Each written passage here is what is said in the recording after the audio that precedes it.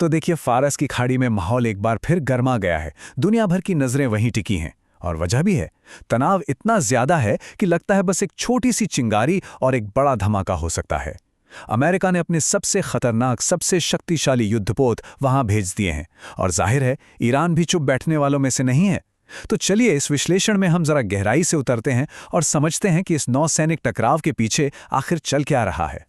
अब सवाल ये उठता है कि आखिर सिर्फ 2 अमेरिकी जहाज़ों के आने से पूरा मिडल ईस्ट जंग के मुहाने पर कैसे आ खड़ा हुआ है। बात यह है कि ये सिर्फ जहाज नहीं है, ये तो समंदर पर तैरते हुए किले हैं, जो इस पूरे इलाके की पावर डायनामिक्स को, मतलब शक्ति संतुलन को, पूरी तरह से बदलने की ताकत रखते हैं। इस पूरी कहानी को समझने के लिए हम इसे 5 हिस्सों में देखेंगे। पहले बात करेंगे अमेरिकी पावर प्ले की, फिर देखेंगे कि ईरान इसका जवाब कैसे दे रहा है, और आखिर में समझेंगे कि इन सब का पूरी दुनिया पर क्या असर पड़ सकता है। तो शुरू करते हैं अमेरिका के कदम से। देखिए, इस सारे तनाव की शुरुआत होती है अमेरिका के एक बहुत बड़े कदम से। उसने 5000 मरीन कमांडो के साथ 2 विशालकाय युद्धपोत यूएसएस वॉस्प और यूएसएस ट्रिपली सीधे फारस की खाड़ी में उतार दिए हैं। ये सिर्फ कोई चेतावनी नहीं है, ये तो एक तरह से जमीनी हमले की तैयारी का साफ साफ इशारा है। और हाँ, इन्हें कोई मामूली जहाज समझने की गलती मत कीजिएगा। ये हैं एम्फीबियस असॉल्ट शिप। आसान भाषा में कहें तो एक चलता फिरता मिलिट्री बेस। जरा सोचिए, एक पूरा का पूरा शहर जो समंदर में तैर रहा हो और जिसके पास किसी भी दुश्मन के किनारे पर एक पूरी आर्मी उतारने की ताकत हो। लेकिन इन जहाज़ों की असली ताकत बाहर से ज्यादा अंदर छिपी है। चलिए एक नज़र डालते हैं कि इन तैरते हुए किलों के अंदर ऐसा क्या है जो इन्हें इतना ज्यादा खतरनाक बनाता है।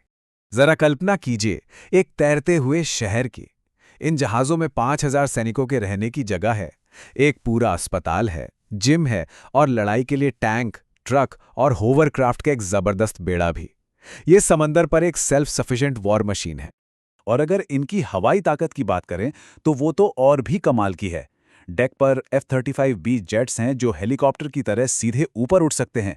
ऑस्प्रे जैसे हाइब्रिड प्लेन हैं जो प्लेन और हेलीकॉप्टर दोनों का काम करते हैं। और तो और बड़े बड़े सुपर स्टैलियन हेलीकॉप्टर्स जो पलक झपकते ही सैकड़ों सैनिकों को कहीं भी उतार सकते हैं। अब जाहिर है, जब आपके पास अरबों डॉलर का जहाज हो तो उसकी सुरक्षा भी उतनी ही तगड़ी होगी।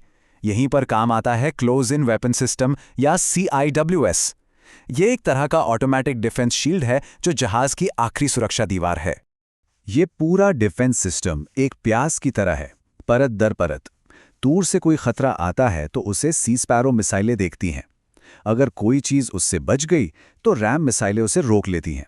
और अगर भगवान ना करे कोई इन दोनों से भी बच निकला तो उसका सामना होता है फैलिंग्स तोपों की आग की दीवार से। और ये आखिरी दीवार सच में बहुत खतरनाक है। एक फैलिंग्स तोप सिर्फ एक मिनट में 6000 गोलियां दाग सकती है। सोचिए, गोलियों की एक ऐसी बौछार जिससे किसी भी मिसाइल या ड्रोन का बच निकलना लगभग नामुमकिन है। ठीक है, तो अमेरिका के पास ये हाईटेक किले हैं, पर क्या ईरान के पास इसका कोई तोड़ है? जी हां, बिल्कुल है। ईरान सीधी ताकत से नहीं बल्कि दिमाग से लड़ता है। इसे कहते हैं एसिमेट्रिक वॉरफेयर। तो यहां पर ना लड़ाई के 2 बिल्कुल अलग अलग तरीके, 2 फिलॉसफीज आमने सामने हैं। एक तरफ है अमेरिका जो अपनी जबरदस्त टेक्नोलॉजी और मिलिट्री पावर के दम पर खेलता है, और दूसरी तरफ है ईरान जो कहता है ठीक है, तुम्हारे पास महंगे खिलौने हैं तो हमारे पास दिमाग है। वो सस्ते लेकिन बहुत सारे हथियारों और ऐसे तरीकों का इस्तेमाल करता है जो अमेरिका सोच भी नहीं सकता, उसकी कमजोरियों पर चोट करता है। तो ये सीधी सीधी लड़ाई है ताकत और चालाकी की। ईरान की पूरी स्ट्रैटेजी छोटे छोटे हमलों पर टिकी है। सैकड़ों सस्ते ड्रोन्स के झुंड जो एक साथ हमला करते हैं, छोटी छोटी तेज नावें जो कहीं से भी निकलकर मिसाइल दाग सकती हैं, साइबर अटैक्स जो अमेरिकी सिस्टम को ठप कर सकते हैं, और गर्मी का पीछा करने वाली मिसाइलें। और उनका कमांड स्ट्रक्चर भी फैला हुआ है जैसे मकड़ी का जाल। किसी एक को पकड़ने से पूरा नेटवर्क खत्म नहीं होता। और इस विश्लेषण के मुताबिक ये रणनीति सिर्फ कागजों पर नहीं है बल्कि काम भी कर रही है। स्रोत का दावा है कि ईरान अपनी इन्हीं हीट सीकिंग मिसाइलों से अमेरिका के सबसे एडवांस्ड फाइटर जेट्स जैसे F-15 और A-10 वॉर्थहॉग को भी मार गिरा चुका है। लेकिन ये लड़ाई सिर्फ अमेरिका और ईरान के बीच की नहीं है, ये ग्लोबल चेस बोर्ड पर खेली जा रही है, जहां हर एक चाल का असर पूरी दुनिया पर पड़ता है। और अब इस खेल में कई और खिलाड़ी भी शामिल हो रहे हैं। इस पूरे संघर्ष का सेंटर पॉइंट है स्ट्रेट ऑफ हॉर्मुज़। ये एक बहुत ही संकरा समुद्री रास्ता है, लेकिन दुनिया की इकोनॉमी के लिए ये सांस लेने वाली नली की तरह है। दुनिया का लगभग 20% तेल यहीं से होकर गुजरता है। अगर ये रास्ता बंद हो गया तो ग्लोबल इकोनॉमी का दम घुट सकता है। ये पूरा संघर्ष अब एक ग्लोबल चेस गेम बन गया है।